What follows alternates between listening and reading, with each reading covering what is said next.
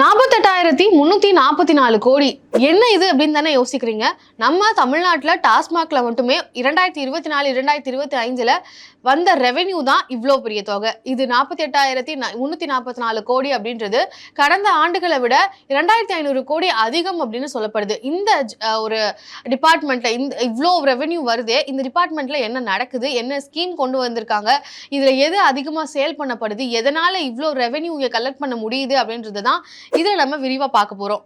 நான் நேற்றுக்கே சொல்லியிருந்தேன், அதாவது புதுசாக ஒரு ஸ்கீம் அறிவிச்சிருக்கிறாங்க தமிழ்நாடு கவர்மெண்ட். கன்சியூமர் அவங்க கன்சியூம் பண்ணி முடிச்சு அந்த லிக்கர் பாட்டிலை திருப்பி டாஸ்மாக் கிட்ட கொடுக்கும்போது அவங்களுக்கு 10 ரூபா கொடுக்கப்படணும். இது நல்ல விஷயம் தானே அப்படின்றத நிறைய பேர் யோசிச்சிருப்போம். இது என்விரான்மெண்ட்டை சேவ் பண்ணுறதுக்காண்டி இந்த ஒரு திட்டத்தை கொண்டு வந்திருக்காங்க, நல்ல விஷயம் அப்படின்னு நம்ம யோசிச்சோம். ஆனால் இது முழுசாக பார்க்கும்போது பல விஷயங்கள் இருக்கு. இப்போ ஒரு பாட்டில் 140 ரூபாய் அப்படின்னா அதை விற்கும் போதே 150 ரூபாய்க்கு கன்சியூமர் கிட்ட வித்துட்டு அந்த கன்சியூமர் திருப்பி டாஸ்மாக் கிட்டயே அந்த பாட்டில் ஒப்படைக்கும் போது 10 ரூபாய் திருப்பி கொடுக்கப்படும் சொல்றாங்க. சோ இங்க இடத்தை பொறுத்த வரைக்கும் இந்த ஸ்கீம்ல எம்ஆர்பி பிரைஸை விட அதிகமா 10 ரூபாய் சேர்த்து விற்கப்படுறது தான் இந்த ஸ்கீம். சோ ஒரு பேசிக்கான கன்சியூமர் ரைட்டே எம்ஆர்பி பிரைஸ்க்கு விற்கணும்ன்றது தான் அதுவே இந்த ஸ்கீம்ல மீறப்படக்கூடிய ஒரு விஷயமா இருக்கு. சோ இங்க தான் என்விரான்மெண்டனுடைய சேஃப்டிக்காக இந்த ஒரு திட்டத்தை அறிவிச்சாங்களா, இல்ல ரெவென்யூ ஆல்ரெடி வரக்கூடிய இந்த ஒரு டிபார்ட்மெண்ட்ல இன்னும் ரெவென்யூ அதிகப்படுத்துறதுக்காகவே இதை அறிவிச்சாங்களா அப்படின்ற சந்தேகமும் வருது. ஏன் அப்படி சொல்றேன், இதுல என்னென்ன பிரச்சனைகள் இருக்கு, டாஸ்மாக் ஓனர் சேல்ஸ்மேன் சொல்லி பல பேர் அவங்களுக்கு பத்தியில இருக்கக்கூடிய சில பிரச்சனைகள்ல எடுத்து வைக்கிறாங்க. என்ன சொல்றாங்க அப்படின்றத பார்க்கலாம். டாஸ்மாக் ஒர்க்கர்ஸ் என்ன சொல்றாங்க அப்படின்னா, இது ஈஸியா இருக்கும் சொல்றதுக்கு. 140 ரூபாய்க்கு ஒரு லிக்கர் இருக்கு அப்படின்னா அது 150 ரூபாய்க்கு நாங்க வித்துட்டு திருப்பி 10 ரூபாய் வாங்கிக்க போறோம், 10 ரூபாய் திருப்பி நாங்க கொடுக்க போறோம். இது இல்ல என்ன பிரச்சனை இருக்கு அப்படின்னு நீங்க சொல்றதுக்கு வேணா ஈஸியா இருக்கலாம். ஆனா செயல்முறையில இது நிறைய வேலைகளை இது அதிகப்படுத்துது அப்படின்றத குறிப்பிடுறாங்க. இப்போ ஒரு பாட்டில எக்ஸ்ட்ரா 10 ரூபாய் அப்படின்ற அந்த லேபிளை நாங்களே மேனுவலா ஒட்ட வேண்டியது இருக்கு. சேல்ஸ்மேனா இருக்கக்கூடிய டாஸ்மாக் ஒர்க்கர்ஸ் நாங்களே அதை ஒட்ட வேண்டியதா இருக்கு.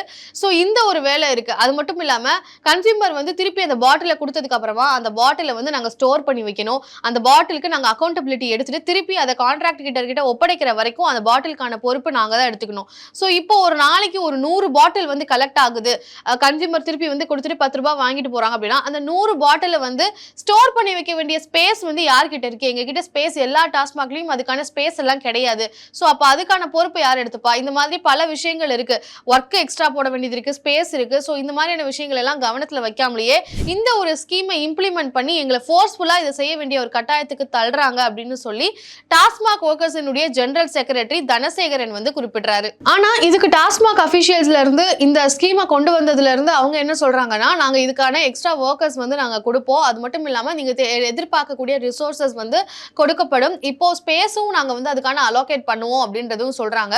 ஆனா சேல்ஸ்மேன் தரப்புல இருந்து என்ன சொல்றாங்கன்னா, எல்லா டாஸ்மாக்கும் அதுக்கு உகந்தது கிடையாது. சென்னை மட்டும் எடுத்துக்கிட்டீங்கன்னா எக்ஸ்ட்ராவா 150 ஒர்க்கர்ஸ் இந்த ஸ்கீம்காகவே நீங்க ஒர்க்குக்காக எடுக்கிறது மாதிரி இருக்கும். ஏன்னா அந்த ஒர்க்கர்ஸ் இப்போ லேபிள் ஒட்டதா இருக்கட்டும், கலெக்ட் பண்ணி அதை ஸ்டோர் பண்ணி அதுக்கு அக்கௌண்டபிலிட்டி எடுக்கிற வரைக்கும் அதுக்கான ஒர்க்கர்ஸ் மேன் பவர் அப்படின்றது தேவைப்படுது. ஸோ 150 ஒர்க்கர்ஸ் நீங்க எக்ஸ்ட்ரா எடுக்கிற மாதிரி இருக்கும். இந்த மாதிரியான விஷயங்கள் எல்லாம் கன்சிடர் பண்ணணும்னு சேல்ஸ்மேன் தரப்புல இருந்து சொல்றாங்க. நீங்க சொல்ற விஷயங்கள், டாஸ்மாக் அபிஷியல் சொல்ற விஷயங்கள் பாசிபிள் இல்லைன்னு சொல்றாங்க. எல்லா ஸ்பேஸுமே அதுக்கு உகந்ததா இருக்காது. 2362 டாஸ்மாக்ஸ் இருக்கு. இதுல பார்ஸோட சேர்ந்து தான் இருக்குது. ஆனா சில அவுட்லெட்ஸை பொறுத்த வரைக்கும் சேல்ஸ் மட்டும் தான் நடக்கும். அங்க உட்கார்ந்து கன்சியூம் பண்ற மாதிரியான இடங்கள் இருக்காது. ஸோ அப்படிப்பட்ட இடங்கள்ல எப்படி பாட்டில்ஸை கலெக்ட் பண்ணிட்டு எங்க ஸ்டோர் பண்ணுவீங்க? ஸோ இந்த ஸ்பேஸ் இல்லாம பல இடங்கள் இருக்கு அப்படின்றதான் சேல்ஸ்மேன் தரப்புல இருந்து சொல்லக்கூடிய விஷயமா இருக்கு. இது மட்டும் இல்லாம கன்சியூமர் தரப்புல இருந்தும் சில விஷயங்கள் எடுத்து வைக்கப்படுது. சோழிங்கநல்லூரை சேர்ந்த சேகரன், இவர் ரெகுலர் கஸ்டமர் ஆஃப் டாஸ்மாக். இவர் என்ன சொல்றாருன்னா, ஒரு 180 ml லிக்கர் பாட்டிலுக்கு எக்ஸ்ட்ரா 10 ரூபாய் எப்பவுமே வசூல் பண்றாங்க. எப்பவுமே எம்ஆர்பியை விட 10 rupees எக்ஸ்ட்ரா தான் எங்க கிட்ட கலெக்ட் பண்றாங்க. இப்போ இந்த ஸ்கீம் வந்ததுக்கு அப்புறமா பாட்டிலுக்கு 10 rupees சொல்லி கலெக்ட் பண்றப்போ எம்ஆர்பியை கிராஸ் பண்ணி நாங்க எம்ஆர்பி 180 rupees அப்படின்னு இருக்குன்னா அதை விட நாங்க 200 rupees கொடுக்க வேண்டிய கட்டாயத்துக்கு தள்ளுறோம் இந்த ஸ்கீம் வந்ததுனால. ஏற்கனவே 10 நாங்க எக்ஸ்ட்ரா கொடுக்குறோம், அது போக இதுக்கு ஒரு 10. சோ 20 rupees எம்ஆர்பியை விட அதிகமா கொடுக்க வேண்டியது இருக்கு. இது கன்சியூமர் ரைட்ஸ்க்கு அகைன்ஸ்டான விஷயம் அப்படின்றதும் ஒரு கருத்தாக பார்க்கப்படுது. இது மட்டும் இல்லாம இன்னும் சில பிரச்சனைகள் சேல்ஸ்மேன்ஸ் தரப்புல இருந்து சொல்லப்படுது. சேல்ஸ்மேன்ஸை பொறுத்த வரைக்கும் நாங்க டாஸ்மாக் ஒர்க்கர்ஸா இருக்கோம். டாஸ்மாக்கினுடைய ஓனர்ஸ், அந்த டாஸ்மாக் ஏஜென்ட்ஸ் இருப்பாங்க இல்லையா, அவங்க கிட்ட லைசன்ஸ் வாங்கி வச்சிருக்கவங்க கிட்டையும் நாங்க சில ஷேர்ஸ் கொடுக்க வேண்டியது இருக்கும். அதே மாதிரி பாட்டில் கலெக்ட் பண்ணக்கூடிய ஏஜென்ட்ஸ் கிட்டையும் நாங்க கொடுக்க வேண்டியது இருக்கும். ஸோ இப்போ கஸ்டமர்ஸ் கிட்ட 100% 100% நாங்க பாட்டில்ஸை வந்து கலெக்ட் பண்ணா மட்டும்தான் எங்களால வந்து அதை செய்ய முடியும். ஸோ இந்த மாதிரியான ஒரு ப்ரெஷருக்கு நாங்க உள்ளாகிறோம் அப்படின்றதான் சேல்ஸ்மேன் தரப்புல இருந்து சொல்றாங்க. இந்த பாட்டிலை சேஃபா வைக்கிறதுல இருந்து கலெக்ட் பண்றதுல இருந்து சம்டைம்ஸ் வந்து எங்களுக்கு அதிகமான மேன் பவரும் தேவைப்படலாம். ஸோ இந்த பிரச்சனைகள் எல்லாம் இந்த ஸ்கீம்ல இருக்கு அப்படின்றத சேல்ஸ்மேன் தரப்புல இருந்து வைக்கப்படுது. பார் ஓனர்ஸ் லைசன்ஸ் வாங்கி பார் ஓனரா இருக்கக்கூடியவங்களுக்கு இருக்கக்கூடிய ப்ரிவிலேஜ் அப்படின்றதே என்னன்னா, அவங்களால ஸ்நாக்ஸ் விற்க முடியும். லிக்கர் வந்து டாஸ்மாகோட தான் இருக்கும். டாஸ்மாகை தாண்டி அவங்க பார் ஓனர்ஸ் வந்து ஸ்நாக்ஸ், அதே மாதிரி அந்த டாஸ்மாக் பாட்டில்ஸ், அந்த லிக்கர் பாட்டில்ஸை வந்து இவங்க கலெக்ட் பண்ணி இவங்க வந்து விற்க முடியும். அப்படி விற்கக்கூடியதை வந்து இப்போ ஃபோர்ஸ் பண்ணி இதை வந்து ஸ்டாப் பண்றாங்க இந்த ஒரு ஸ்கீம் மூலமா அப்படின்றதான் பார் ஓனர்ஸ் வைக்கக்கூடிய குற்றச்சாட்டு. அவங்க வந்து இந்த பாட்டில்ஸ் எல்லாத்தையும் கலெக்ட் பண்ணிட்டு இப்போ ஃபோர்ஸ் பண்ணி கலெக்டிங் ஏஜென்ட்ஸ் கிட்ட நாங்க வந்து ஒப்படைக்கிறோம், அதுவும் லோயர் பிரைஸ்க்கு நாங்க ஒப்படைக்கிறோம். இதுவே வந்து நாங்களே பார் ஓனர்ஸே வந்து அந்த பாட்டில்ஸ் எல்லாத்தையும் அந்த பார்லயே குடிச்சிட்டு வச்சுட்டு போறக்கூடிய அந்த பாட்டில்ஸை கலெக்ட் பண்ணி நாங்க ஒருத்தவங்க கிட்ட ஒப்படைக்கும் போது, கலெக்டிங் ஏஜென்ட்ஸ் கிட்ட ஒப்படைக்கும் போது ஒரு மாசத்துக்கு நாங்க கிட்டத்தட்ட 25,000 ரூபாய் குறைந்தபட்சம் வந்து அதுல இருந்தே நாங்க ஏர்ன் பண்ணிட்டு இருந்தோம். இப்போ இந்த ஸ்கீம் வந்ததுக்கு பின்னாடி பார் ஓனர்ஸ் எல்லாருமே வந்து கலெக்டிங் ஏஜென்ட்ஸ் கிட்ட டாஸ்மாக் கிட்டே திருப்பி கொடுக்குற மாதிரியான ஒரு சூழல் வரும்போது ரொம்ப கம்மியான பிரைஸ்ல வர கொடுக்குறோம், எங்களுக்கு இருக்கக்கூடிய ப்ரிவிலேஜ்ல இருந்து இது வந்து கம்மியாகுது அப்படின்றது தான் பார் ஓனர் சொல்லக்கூடியதா இருக்கு. வெறுமனே ஸ்நாக்ஸ் மட்டுமே வந்து நாங்க ப்ரொவைட் பண்ற மாதிரி ஆயிரும். பாட்டில்ஸ்ல இருந்து எங்களுக்கு வரக்கூடிய ரெவென்யூ வந்து இது மூலமா அப்ரப்டா ஸ்டாப் ஆகுது அப்படின்றது தான் அவங்க தரப்புல இருந்து வைக்கக்கூடிய குற்றச்சாட்டு. இந்த குற்றச்சாட்டுகளுக்கு எல்லாத்துக்குமே டாஸ்மாகினுடைய மேனேஜிங் டைரக்டர் விஷாகன் அவர்கள் பதில் அளிச்சிருக்கிறாரு. இந்த பிரச்சனைகள் எல்லாமே இதெல்லாமே வந்து ஒரு புது ஸ்கீம் வரும்போது வரக்கூடிய டீதிங் இஷ்யூஸ், அதாவது சின்ன சின்ன பிரச்சனைகள், ஒரு புதுசா ஒரு ஸ்கீம் அறிவிக்கும் போது இந்த மாதிரியான சின்ன சின்ன பிரச்சனைகள் வரதா செய்யும். நாங்க இதை கூடிய விரைவில் ரெக்டிஃபை பண்ணிடுவோம் அப்படின்றத குறிப்பிடுறாங்க. சீக்கிரமாவே வந்து டிஸ்டிலரிஸ் வந்து அந்த 10 ரூபாய் லேபிள், அந்த பாட்டிலுக்கான லேபிள் ஓட்டக்கூடியதெல்லாம் வந்து நாங்களே உங்களுக்கு செஞ்சு கொடுத்துருவோம். ஸ்டார்டிங்ல இந்த மாதிரியான பிரச்சனைகள் இருக்கு அப்படின்றத சொல்றாரு. மேன் பவரையும் நீங்க வந்து பண்ண வேண்டிய எக்ஸ்ட்ரா மேன் பவர் போட வேண்டிய அவசியமும் இருக்காது. பாட்டில் கலெக்டிங் ஏஜென்ட்ஸ் கிட்டேயே நாங்க உங்களுக்கான ஸ்பேஸை வந்து பாட்டில்ஸ் எல்லாத்தையும் கலெக்ட் பண்ணி வைக்க வேண்டிய ஸ்பேஸ் வந்து நாங்களே ஒதுக்கி கொடுத்துருவோம். ஸோ நீங்க எக்ஸ்ட்ராவா பார் ஓனர்ஸ் வந்து அவங்க தரப்புல இருந்து காசு போட வேண்டிய நிலைமை வராது அப்படின்னு சொல்றாங்க. இதை தாண்டியும் எக்ஸ்ட்ரா வரக்கூடிய செலவுகளுக்கு நாங்களே வந்து ரிசோர்ஸ் ப்ரொவைட் பண்ணிடுவோம். அதாவது எக்ஸ்ட்ரா ஒரு பாருக்கு 20,000 rupees வந்து நாங்க கொடுத்துருவோம் அப்படின்ற மாதிரி விஷாகன் அவர்கள் வந்து தெரிவிச்சிருக்கிறாரு.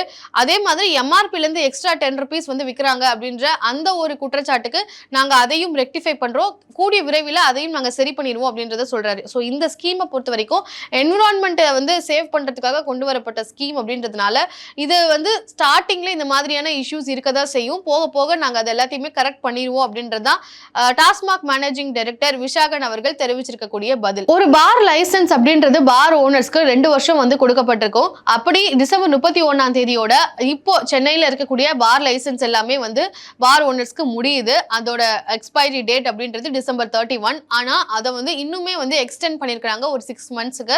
வரக்கூடிய எலெக்ஷனை கணக்குல வச்சு 6 monthsக்கு வந்து எக்ஸ்டெண்ட் பண்ணிருக்காங்க அப்படின்னு சொல்லப்படுது. இந்த ஸ்கீம், அதாவது பாட்டிலுக்கு 10 rupees கொடுக்குறோம் அப்படின்ற அந்த ஸ்கீம் வந்து 3 daysக்கு வந்து போஸ்ட்பான் பண்ணப்பட்டிருக்கு. டியூஸ்டே வந்து இம்ப்ளிமெண்ட் பண்ணப்பட்டது சென்னையில. இதே எதிர்த்தே வந்து கிட்டத்தட்ட 220 லிக்கர் ஷாப்ஸ் வந்து 6:30 மணி வரைக்கும் வந்து க்ளோஸ்ல இருந்திருக்கு. காரணம் என்ன அப்படின்னா, இந்த பிரச்சனைகள் எல்லாம் இருக்கு அப்படின்னு சொல்லி சேல்ஸ்மேன் எல்லாருமே சேர்ந்து டாஸ்மாகோனுடைய டிப்போ அப்பத்தூர்ல இருக்கக்கூடிய டிப்போல வந்து கேதர் ஆகி இதை பத்தின ஒரு ப்ரொட்டஸ்ட் வந்து பண்ணிருக்காங்க. ஸோ 6:30 மணி வரைக்கும் டாஸ்மாக் ஷாப்ஸ் எல்லாத்தையும் வந்து க்ளோஸ் பண்ணி இந்த ஒரு ப்ரொட்டஸ்டையும் வந்து பண்ணிருக்காங்க. இதன் காரணமா 3 நாளைக்கு வந்து இந்த திட்டம் வந்து போஸ்ட்பான் பண்ணப்பட்டிருக்கு.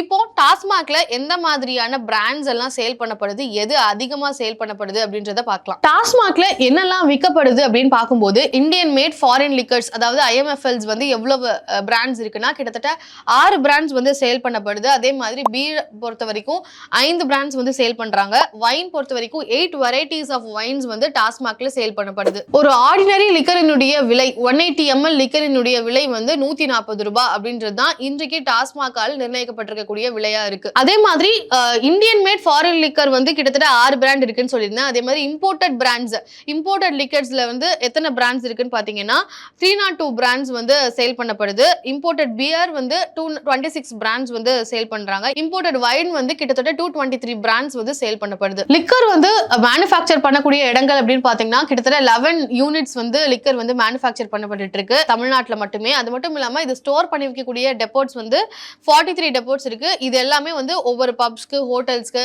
அப்புறம் டாஸ்மாக் யூனிட்ஸ்க்கு அப்படின்னு சொல்லி அங்க இருந்து தான் வந்து அனுப்பப்படுது. எத்தனை டாஸ்மாக் அவுட்லெட்ஸ் ஒட்டுமொத்த தமிழ்நாட்டிலையும் இருக்கு அப்படின்னு பாத்தீங்கன்னா கிட்டத்தட்ட 4787 டாஸ்மாக் அவுட்லெட்ஸ் ஒட்டுமொத்த மொத்தம் தமிழ்நாடு முழுவதும் இருக்கு. சென்னையில மட்டும் எவ்வளவு டாஸ்மாக் அவுட்லெட்ஸ் இருக்கு அப்படின்னு பார்க்கும்போது கிட்டத்தட்ட 900 அவுட்லெட்ஸ் இருக்கு. சென்னை, காஞ்சிபுரம், செங்கல்பட்டு, திருவள்ளூர் இந்த 4 இடங்களையும் சேர்த்து மொத்தமாக 900 அவுட்லெட்ஸ் இருக்கு.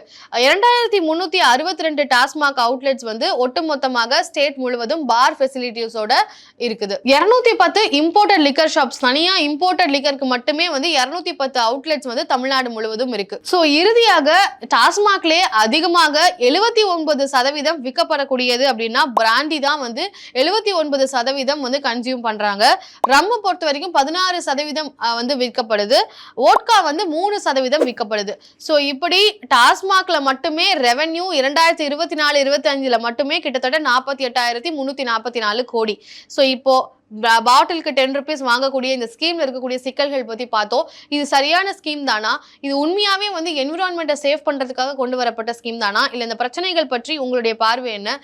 இவ்வளவு தொகை வந்து இதுல கலெக்ட் பண்ணப்படுது, இவ்வளவு கன்சியூமர்ஸ் இருக்கிறாங்க, இவ்வளவு அவுட்லெட்ஸ் இருக்கு, இதெல்லாம் பார்க்கும்பொழுது உங்களுக்கு என்ன தோணுது அப்படின்றத கண்டிப்பா உங்களுடைய கருத்துக்களை கமெண்ட்ல சொல்லுங்க. நன்றி.